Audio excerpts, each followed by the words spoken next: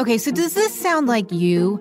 You love NPR's podcasts, you wish you could get more of all your favorite shows, and you want to support NPR's mission to create a more informed public. If all that sounds appealing, then it is time to sign up for the NPR Plus bundle. Learn more at plus.npr.org. Before we get started, we just wanted to let you know that this episode contains descriptions of human sacrifice. Now, on with the show. Okay, so several months back, one of Throughline's producers, Lawrence Wu, came to a pitch meeting with this wild story. It was one of those pitches that immediately made all of us sit up in our seats and listen. It had layers that just kept getting deeper and deeper, and I don't want to ruin it for you, so obviously I will just say that it's about an object. A thing that just sat around on a shelf for decades, going pretty much unnoticed. But in 2015, that changed. And it changed because a first-year college student decided it needed to change. Hi. Hey there. Sorry, give me a second. No problem. Sorry, I'm trying to untangle this headphones. So, you know we had to call her up. Okay, headphones on. Okay, awesome. First, how are you? I'm good, how are you? Good. Her name is Ore Ogunbi. I'm an Africa correspondent at The Economist, and I'm also a graduate of Jesus College, Cambridge. In 2015, she was in her first year at one of England's most prestigious universities. I've lived between England and Nigeria my whole life. I was born in England, I moved to Nigeria when I was 7, and I've been back and forth between both countries ever since. And so university-wise, my dad always really wanted me to go to Cambridge. In his view, you know, the best place I could end up, which I understand why people see it that way. Cambridge is like the Harvard of England. Actually, it's much older, so I really should be saying that Harvard is like the Cambridge of the United States. It's this kind of old elite institution that, for most of its history, had a student body that came from England's upper classes, mostly male and mostly white. So when Ore arrived on campus, she felt out of place. When I got there, it was not very diverse. So settling in that first term was quite difficult because I just felt like I couldn't find people who I could relate with. But it wasn't just the lack of diversity among the students that felt alienating for Ore. It was everything she was surrounded by, the physical space itself. You go to any college dining hall, you go to prestigious parts of the college, really historical parts of any college in Cambridge, and it's likely to be covered in paintings of old white men who have made some significant contribution to the culture. There's never going to be a black person on those walls. Ore went back and forth to classes and meals and activities, surrounded by these images of past school chancellors, donors, alumni. It just became part of the background. Maybe that's why, at first, she didn't notice the one object in the dining hall that would change the course of her life. In the same way that there was art on the walls, there's things on shelves, there's a whole, bunch of things kind of lying around. I didn't notice it. It felt very much like it was hiding in plain sight. The thing she's talking about is a statue of a rooster, also known as the Okoko, that's at least 125 years old. A few months into her first year, a friend of hers told her where to look for it. But the second he drew my attention to it, obviously, I picked up on it the next time we went into the dining hall. It's not massive. It's not too much bigger than your laptop. But it was sat on this shelf. And underneath it was a plaque with a message written in Latin. Which was basically, this art or this piece of art was bequeathed to the college by William Neville and was looted from Benin in the punitive expedition of 1897. Something to that effect. Today, Benin is a country in West Africa. But Benin was also the name of a major kingdom that was located in what's now southern Nigeria as early as the 1200s, a civilization that produced incredible works of art, collectively known as Benin Bronzes, like the metal rooster Ore was staring at in her dining hall. I was embarrassed that I hadn't picked up on that. I know enough about African art and I'm familiar enough with what those kinds of antiques look like. My dad has been collecting similar work since I was a child. But it wouldn't take long for that feeling of embarrassment to turn into something else. Then the anger began to seep in because I'm just like, what on earth? Like, in what world is this okay? What is going on? And that to me was when the cogs started turning, and then we kind of set off down the rabbit hole.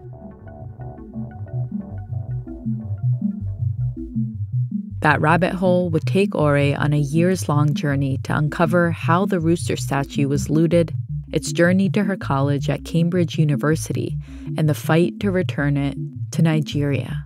The origin story of this rooster is a tale of a clash between two major powers, one from Europe and one from West Africa. It's a tale of imperialism, betrayal, and the making of the modern world. And it will remind you that behind every artifact is a universe, a story that will change how you think about your own history. I'm Rand Abdel Fattah. And I'm Ramtin Arablouei. On this episode of Throughline from NPR, the journey of the Cambridge Benin Bronze and the war over artifacts.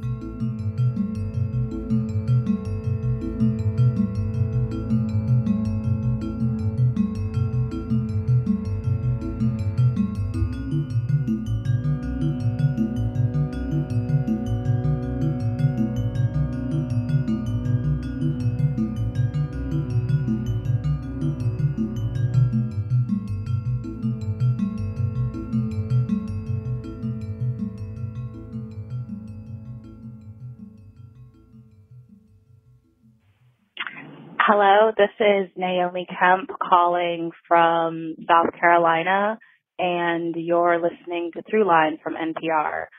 This is my favorite podcast. I tell people about it all the time, and over the last year, it's been my reintroduction to NPR. Sometimes news is too overwhelming, and I have to turn it off for my own mental health. But Throughline is always a breath of fresh air and able to teach me just so much about things that I thought I knew something about already and can always find something new to learn about. President Trump is back in Washington, pursuing major policy changes on his own terms. We know from the past that means challenging precedent, busting norms, and pushing against the status quo. NPR is covering it all with Trump's Terms, a podcast where we curate stories about the 47th president with a focus on how he is upending the way Washington works. Listen to Trump's Terms from NPR. Here's some news that really stinks. Garbage is responsible for 20% of planet-warming methane emissions. That's why all week, Here and Now is looking at ways people are cutting back on waste. Robot dogs hiking landfills, textile recyclers melting down old clothes, dumpster divers scoring big, and builders deconstructing homes instead of demolishing them. You can hear all that by following our podcast. It's called Here and Now Anytime. Matt Wilson spent years doing rounds at children's hospitals in New York City. I had a clip-on tie. I wore Heelys, size 11. Matt was a medical clown. The role of a medical clown is to reintroduce the sense of play and joy and hope and light into a space that doesn't normally inhabit. Ideas about navigating uncertainty. That's on the TED Radio Hour podcast from NPR. Part 1. Blood Medal.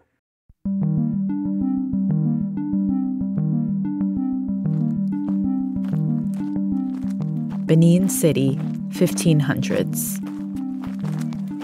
It was nothing short of a marvel. It was very vibrant and dynamic. It had bustling markets with trade in yams, palm oil, textiles, iron tools, and more. Located in what's now southern Nigeria, Benin City was the capital of a vast kingdom. The kingdom's military was highly effective, maintaining stability within the region and controlling all of the key waterways as far as Lagos. And it was technologically advanced. Benin City even had street lighting. These large metal lamps filled with palm oil which illuminated the streets at night, making it one of the first cities in the world with such a feature, and even an underground drainage system.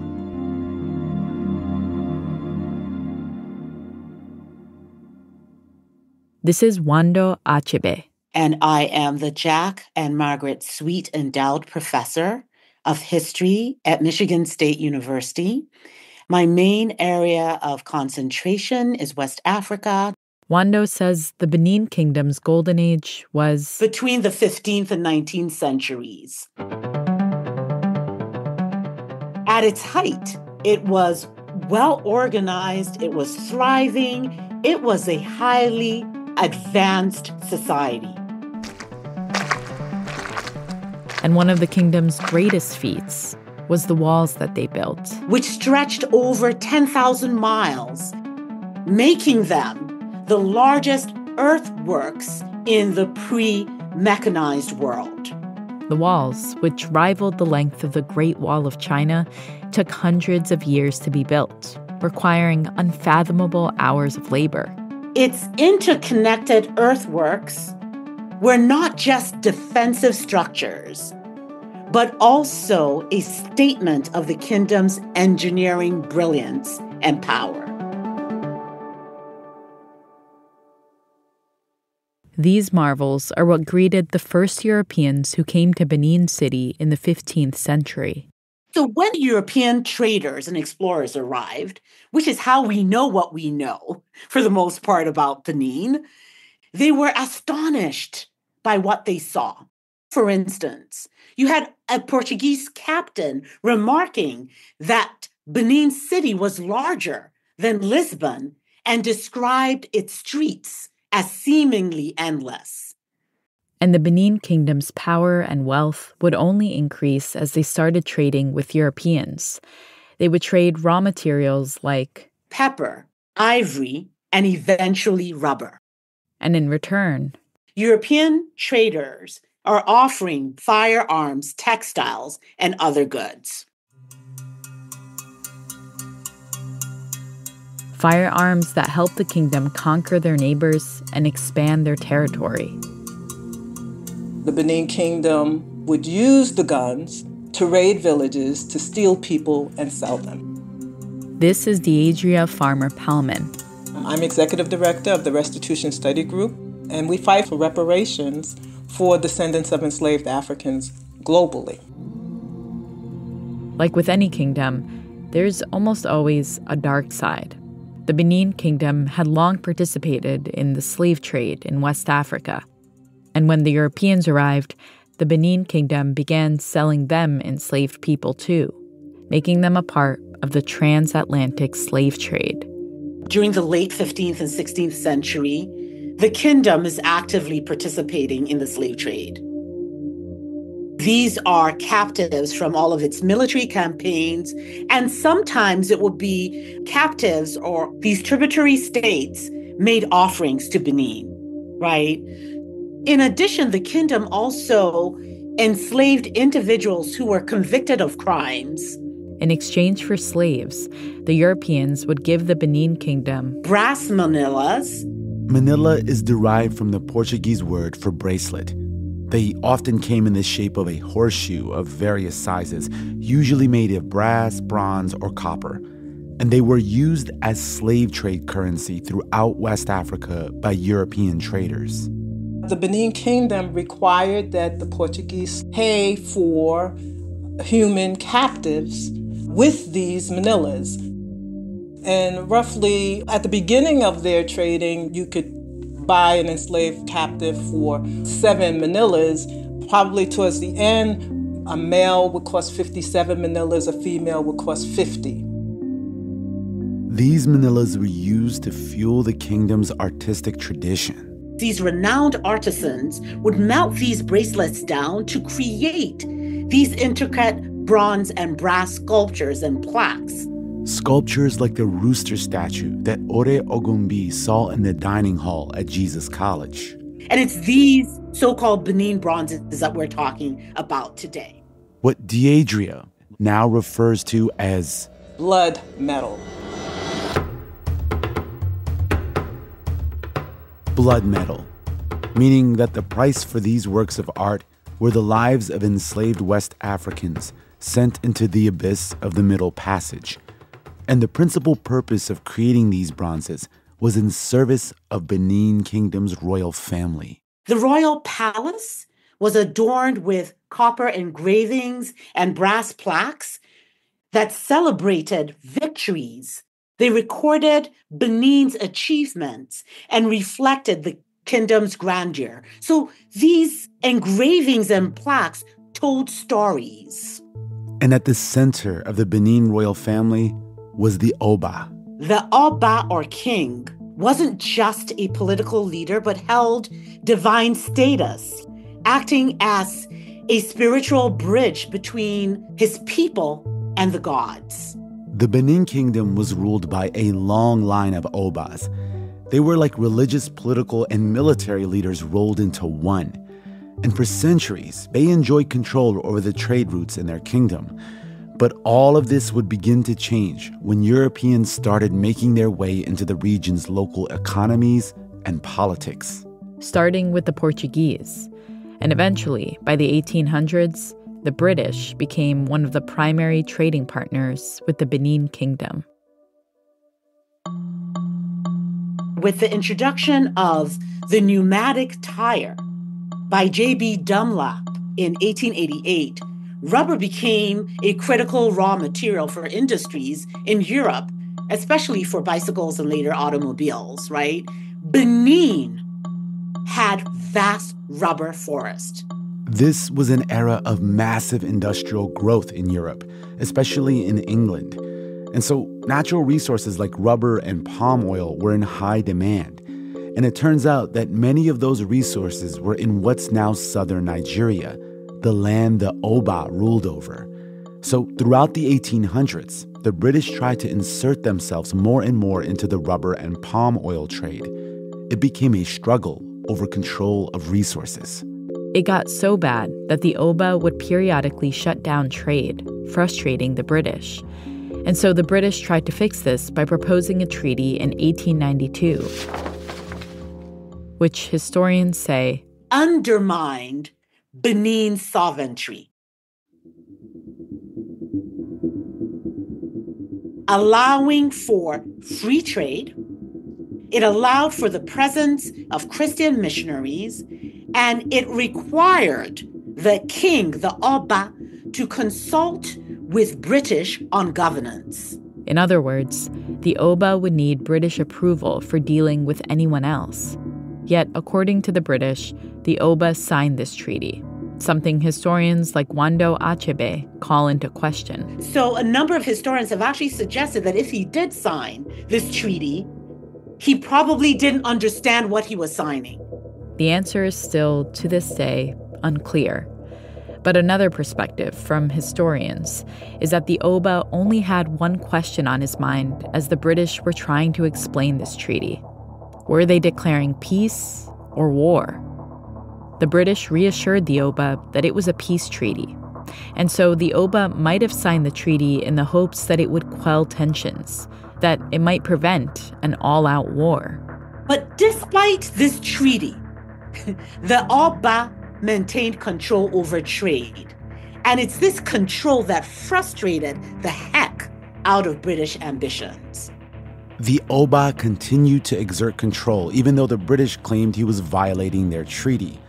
This would set the stage for a confrontation, one that would change the course of West African history.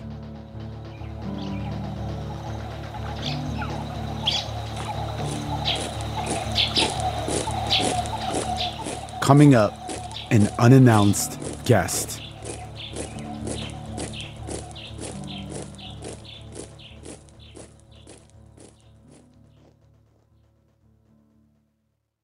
This is Sanjay from San Jose in California, and you're listening to Throughline by NPR, brought to you by the best podcast show hosts ever, Rampeen and Rund, who've transformed my indifference to the subject of history in middle and high school to curiosity and joy as I listen to every episode. Every January, millions of people take the pledge to cut down on alcohol in the new year. If you're one of them, count on Life Kit, NPR's self-help podcast, for tips and tricks you can use to make the most out of your commitment. We'll help you draw up plans and have experts weigh in on how to stay motivated and kind to yourself throughout the month. Search Life Kit's Dry January wherever you get your podcasts for the tools you need to pull it off. From NPR. The Indicator from Planet Money is diving into the world of batteries. Not the kind you buy at the grocery store. We're talking really big batteries, the kind that can power thousands of homes. This technology came seemingly out of nowhere. We're digging deep into the battery industry in 3 back-to-back episodes. Listen to the Indicator from Planet Money podcast on NPR. Elon Musk and Vivek Ramaswamy have outlined their plans to slash the federal workforce with the help of a team of, quote, small government crusaders. What's in store for federal workers and how are they planning for change? This January, 1A's .gov series guides you through various government agencies and the people working for you. Listen to the 1A podcast from NPR. Part 2. The City of Blood.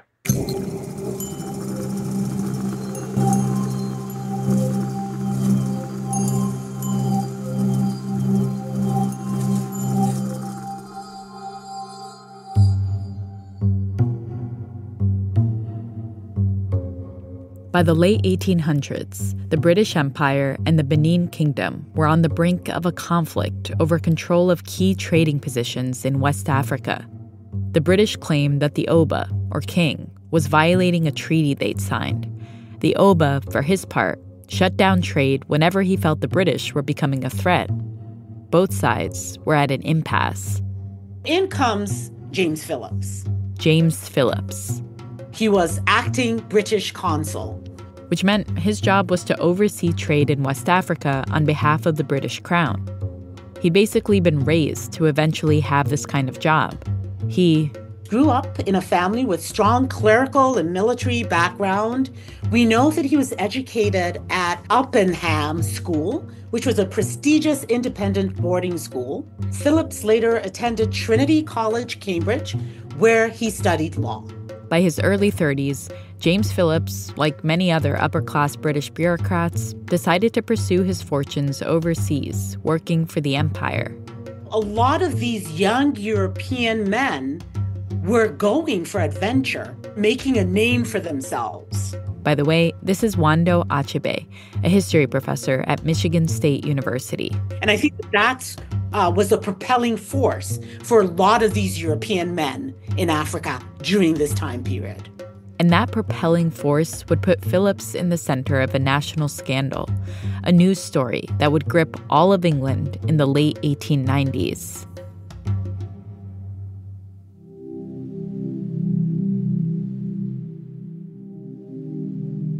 The King of Benin has continued to do everything in his power to stop the people from trading and prevent the government from opening up the country. This is from a letter James Phillips sent to the British Prime Minister in 1897, arguing that they should take action. In order to fully open the region to British trade. I am convinced from information which leaves no room for doubt, as well as from experience of native character, that pacific measures are now quite useless, and that the time has come to remove their obstruction. Basically, Phillips is like, look, if we want to efficiently extract resources like rubber and palm oil, things England needed to fuel its rapid industrial growth, we need to get the Benin Kingdom's king, or Oba, out of the way. I therefore ask for His Lordship's permission to visit Benin City in February next, to depose and remove the King of Benin. Monday, 16th of November, 1896. Well, the British Prime Minister basically left Phillips on red for several weeks. Still, Phillips was an ambitious young man, and he decided to send a letter to Benin's king, requesting a meeting. So, Phillips requests to meet with the Oba. And he does this, even though he'd already made it clear in his letter to the British Prime Minister that he wanted to depose Benin's king. The timing of this request clashed with the sacred Igwe festival, during which the Oba was secluded to perform rituals that renewed his spiritual authority. Remember, Oba Ovaranwen was semi-divine. And Phillips gets a response. The king said, "No, you cannot visit. Why don't you come back in about 2 months? Phillips ignored all of the cultural imperatives, and he proceeded toward Benin City.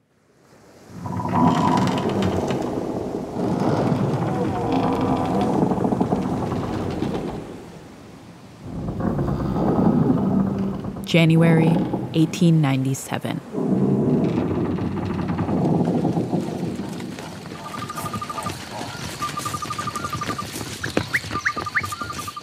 He set out with 8 other white men and with an uncertain number of servants, but perhaps over 200 carriers. This is Dan Hicks. I'm Professor of Contemporary Archaeology at the University of Oxford, curator at the Pitt Rivers Museum in Oxford. And he wrote the book, The Brutish Museums, which, among other things, tells the story of James Phillips and his crew, most of whom were African workers hired by the British. They reportedly took no firearms except for revolvers, we're told, in some of the accounts. Along the way, a royal agent of the Oba warned Phillips that any white man visiting the city would be killed. We have been threatened and solemnly warned at every step that the soldiers of the King of Benin are waiting to fire on us. Despite the warning, Phillips' party continued working their way towards Benin City. The road, or rather path, we went along was rather broader than the usual West African brush path, but only fit for marching in single file. This is from an account of a British officer who was there. It was then about 3 p.m., and we were walking in much the same order as when we started. They stopped at villages along the way to rest. In the afternoon, they were about 14 miles into their march when... Suddenly, a shot rang out a few yards behind us, followed by rapid fire. That seemed to go back almost to the last village we had passed.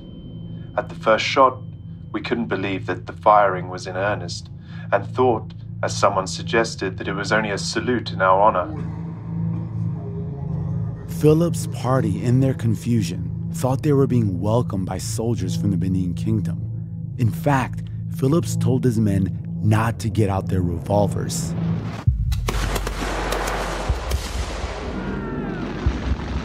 This was a mistake, because soon they were facing a hail of ammunition. The idea was soon exploded by the cries from our wretched carriers and yells from the Benin men. A surviving British officer recounted a chaotic scene of gunfire and machetes. On a strip of road about 15 yards long, were the bodies of some 6 or 7 of our unfortunate carriers lying on the road. It was carnage. Phillips does not survive. Phillips is killed. The exact numbers of dead are still, to this day, unclear. But it's thought that most of the Europeans in Phillips's party were killed, along with many of the African workers they'd hired. Word quickly got back to England. Newspapers there called it a massacre. The circumstances of how the killing comes about and the nature of that expedition, was it hostile? Was it seeking to provoke? Was it an inexperienced administrator sent off in order to provoke a response? All of that's unclear. But the damage was done. It's this ambush that outrages Britain to no end. Over the next several weeks, some of the British press began running stories about what a horrible place Benin City was. They published disturbing accounts of human sacrifice and brutality. By the time the punitive expedition was launched in 1897, the British public had been primed to see it as a moral crusade. One body was on a crucifix tree with the arms and legs outstretched. The Manchester Guardian, January 1897. They didn't hold back imaginative account as they possibly could of the blood and guts. At various parts of the city there were corpses, some headless or armless or otherwise mutilated. The idea of the city of blood was associated with Benin City, portraying Benin as a barbaric society. We should note here that there is historical evidence of human sacrifices being carried out at the royal court. Without a doubt, this was a royal court that continued to practice forms of court slavery, almost certainly forms of human sacrifice. But these descriptions often lacked any kind of context. Benin City became known among many in England as the City of Blood.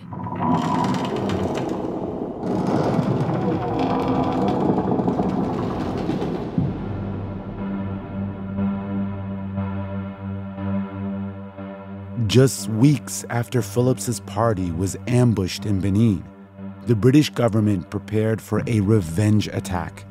It would come to be called the Punitive Expedition. A very large force with hundreds of sailors and soldiers was amassed. A flotilla of ships was stocked with heavy weaponry. A dozen 7-pounder RML mountain guns. Think of a small cannon. 14 Maxim guns to be carried across the land. Machine guns. 24 Maxims on the warships. 6 rocket tubes. Early form of a rocket launcher. 1,200 rifles. More than 3 million brass bullets. By February 1897, British forces sailed for Benin. Coming up, the battle for a kingdom begins.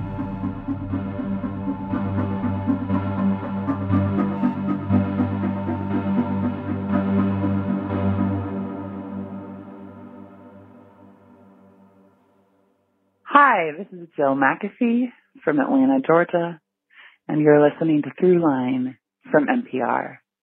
Technologist Pau Garcia is using AI to create photos of people's most precious memories. How her mother was dressed, the haircut that she remembered. We generated tens of images, and then she saw 2 images that was it. Ideas about the future of memory. That's on the TED Radio Hour podcast from NPR. Part 3. As much mine as it is yours.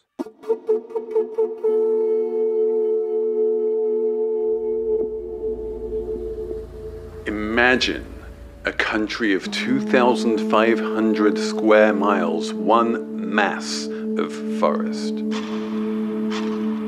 Imagine this forest stocked with trees some 200 feet high. Imagine the fact that you might easily walk for an hour without seeing the sun overhead, and only at times get a glimmer of a sunbeam across the path. And you have an elementary conception of the bush country of Benin. Reginald Bacon. This is an account from a naval officer who took part in the punitive expedition.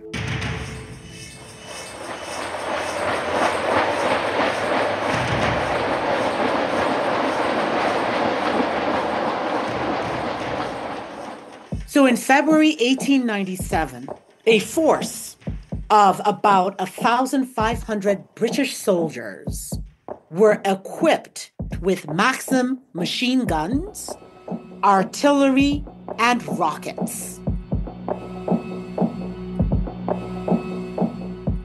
They set off in 3 columns, attacking villages along the way. And they've got barbed wire, and they've got electric lighting, and they've got all these sort of modern forms of weaponry. Weapons that were not used by most West African forces. And it was with these that they launched their punitive expedition against Benin.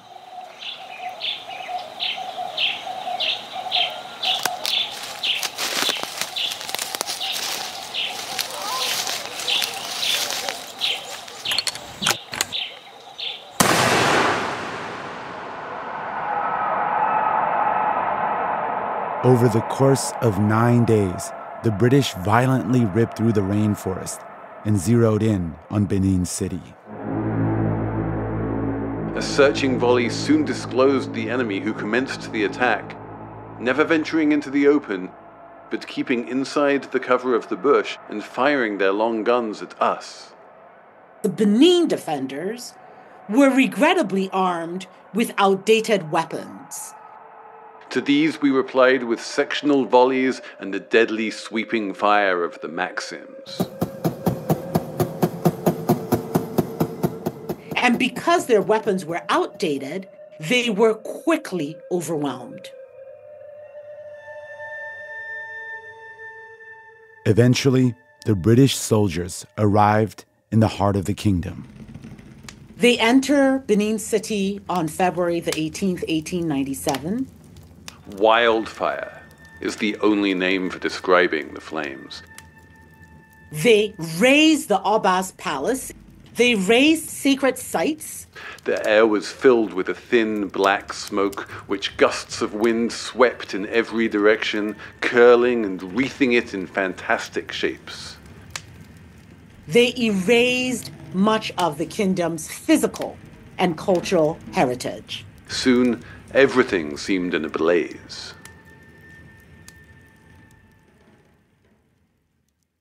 I think the sheer scale of the destruction is something that's hard to get a sense of. This is Dan Hicks again, author of The Brutish Museums. The fact that this was a desecration of a religious as well as a royal landscape, and that literally they burned everything to the ground. They absolutely, leveled the place to the ground. After the attack, the British forces did as they wished, including... The British built themselves a golf course, never mind other things. A golf course? Yeah, there's a golf course there within the first month. A 9-hole golf course. As for Oba Ovamamwen, the king, he fled the city and hid out in the rainforest for 6 months. He later surrenders in 1897. And he was exiled to Calabar, where he remained until his death. With the Oba out of the way, the British incorporated the Benin Kingdom's lands into its own holdings in West Africa, marking the end of Benin Kingdom sovereignty, which is what the British wanted to do from the get-go.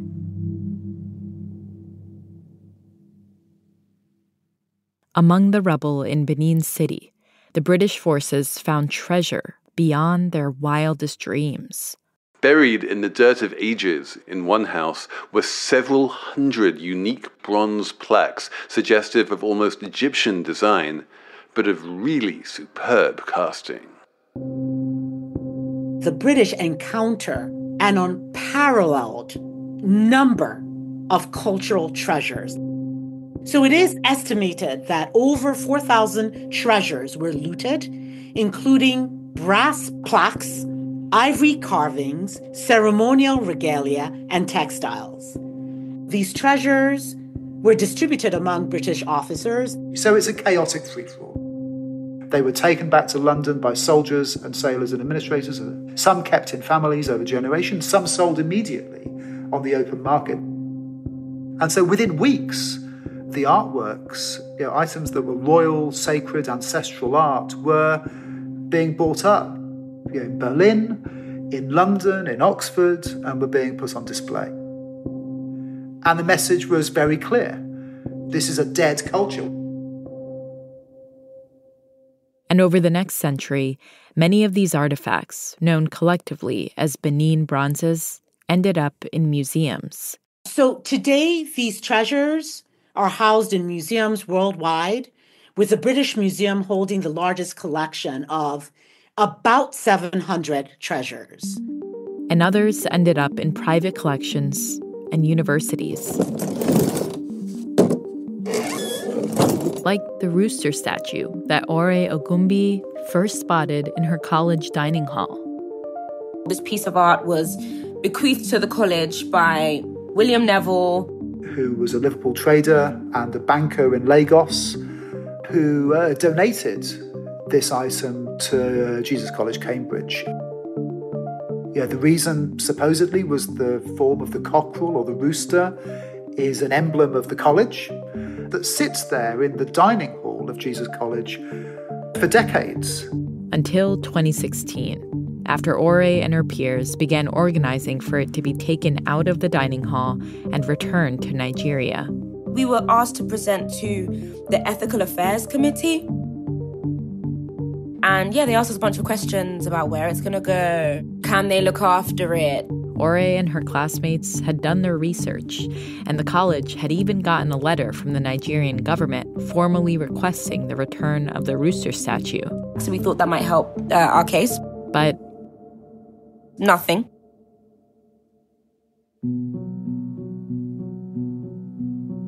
And then, one day, sort of out of nowhere, the statue disappeared. But it wasn't clear what they were going to do with it.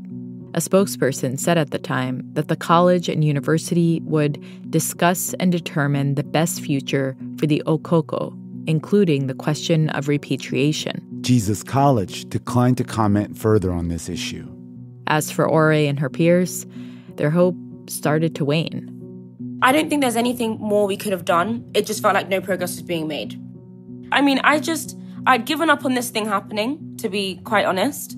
But I was still going to these meetings, convincing myself that, I don't know, maybe this one next meeting would be different. So in the meantime, Ore went on with her life.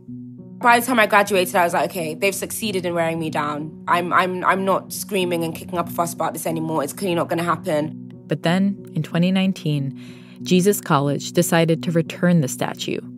And a few years after that, Ore gets an email. Friday, 15th of October, 2021. Dear Jesawin, I'm now pleased to share that the college is to return the Benin Bronze cockerel to Nigeria's National Commission for Museums and Monuments on Wednesday, 27th of October. This will be the first institutional return of its kind. And I was like, what?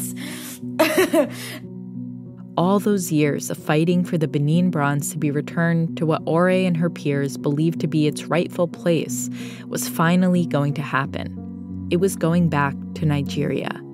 Welcome everyone here to the Frank Pan Auditorium at Jesus College as we gather for the ceremony to formally hand over this Benin Bronze, this Okoko, which does not belong to us.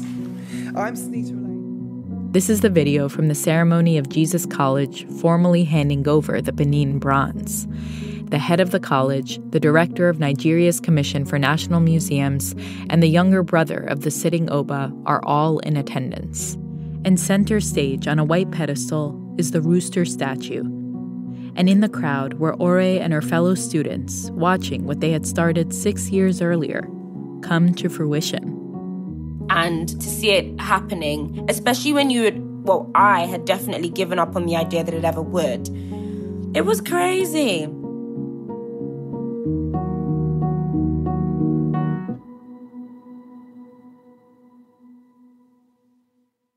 Cambridge University's Jesus College would be the first institution to return a Benin Bronze.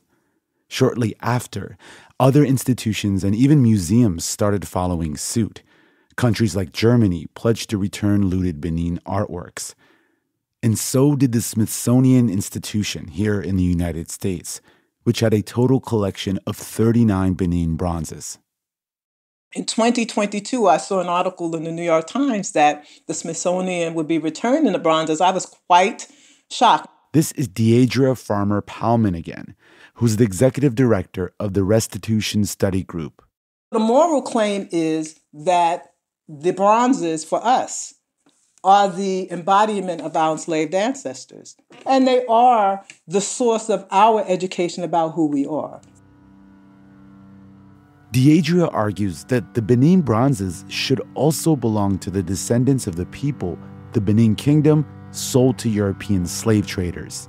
I have Isan DNA, and by the way, anyone listening to this program that has Isan DNA from their ancestors who were enslaved are literally coming from the Benin Kingdom. The Isan people were part of the kingdoms neighboring the Benin Kingdom. So when Deidre found out about the Smithsonian's decision to return its collection of Benin bronzes to Nigeria, she was shocked. Their justification was that they were looted, that they were stolen artifacts. They had been taken by colonizers. But Deidria was like, well, the colonizers, the British, took these bronzes from the kingdom that enslaved my ancestors. So why should Nigeria have full control over them? These are very expensive relics. The value of the bronzes is something people don't like to talk about. One overhead sold not long ago for about $12 million US. Deidria and her organization filed a petition to stop the Smithsonian from returning the bronzes to Nigeria. The goal? To allow the descendants of people sold into slavery by the Benin Kingdom to have a say in their fate. So, I sent them documentation, not just, from all of the scholars around bronzes, but from their own website and their own publications. In an email exchange at the time, the Smithsonian told Deidria more research was needed to concretely link the objects in their collection to the slave trade. For institutions like the Smithsonian, the question of ownership and repatriation is a tricky process. The process of return is not something that is simply about a decision by the British Museum or by the British government or by the Metropolitan Museum in New York or whatever. It's about hundreds of institutions and individuals who, at the moment, are caring for these items and the decisions that they make. It doesn't mean that you can suddenly, decolonize the museum. It doesn't work like that. It's case by case. It takes time. So what we found was that 29 of the Benin bronzes that we had here at the Museum of African Art were from the raid of the Benin Kingdom in 1897. This is Linda St. Thomas. She's the chief spokesperson at the Smithsonian Institution and was interviewed by NPR culture correspondent Chloe Veltman about how museums go about repatriation of artworks like the Benin bronzes.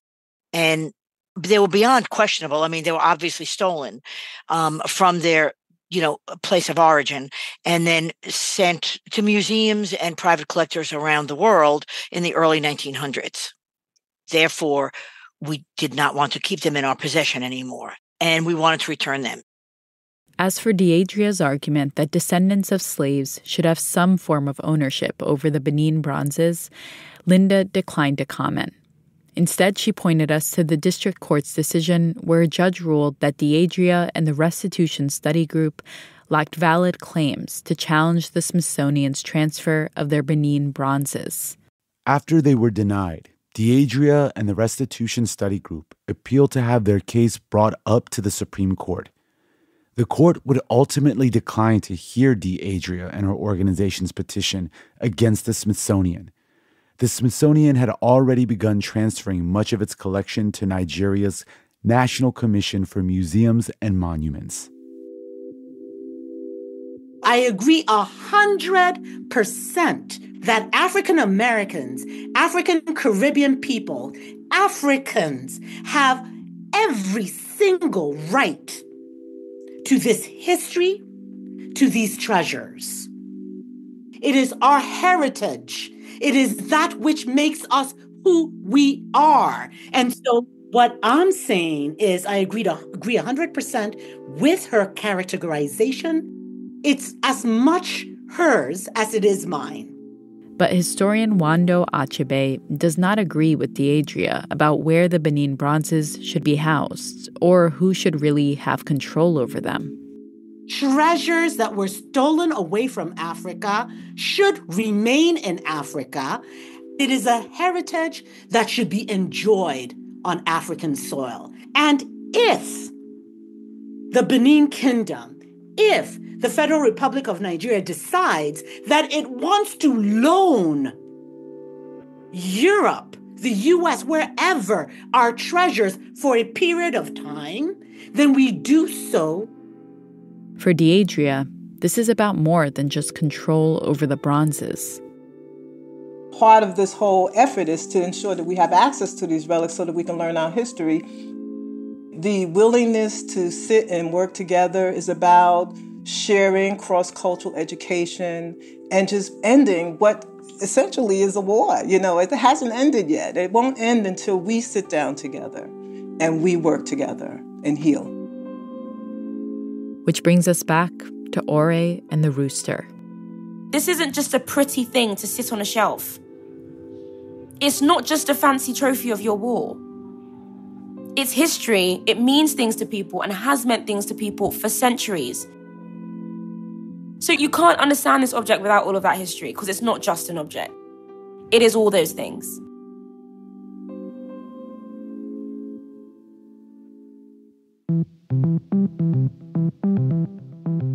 That's it for this week's show. I'm Rand Abdelfattah. I'm Ramteen Arablouei, and you've been listening to Throughline from NPR. This episode was produced by me. And me, and... Lawrence Wu. Julie Kane. Anya Steinberg. Casey Miner. Christina Kim. Devin Katayama. Irene Noguchi. Voiceover work in this episode was also done by Aidan Crow, Greg Hards, Felix Salmon, Jonathan Levin, Chris Springthorpe, and Ghislaine Carden-Retty.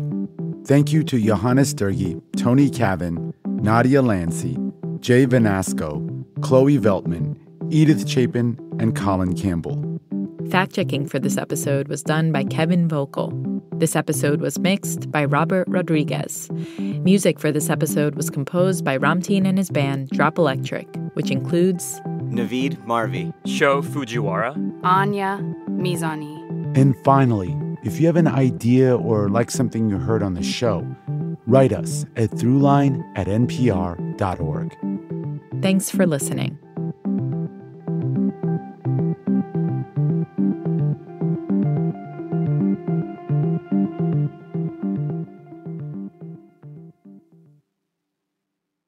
Wait, don't tell me. Fresh Air, up first. NPR News Now, Planet Money, TED Radio Hour, Throughline, the NPR Politics Podcast, Code Switch, Embedded, Books We Love, Wild Card are just some of the podcasts you can enjoy sponsor-free with NPR Plus. Get all sorts of perks across more than 20 podcasts with the bundle option. Learn more at plus.npr.org.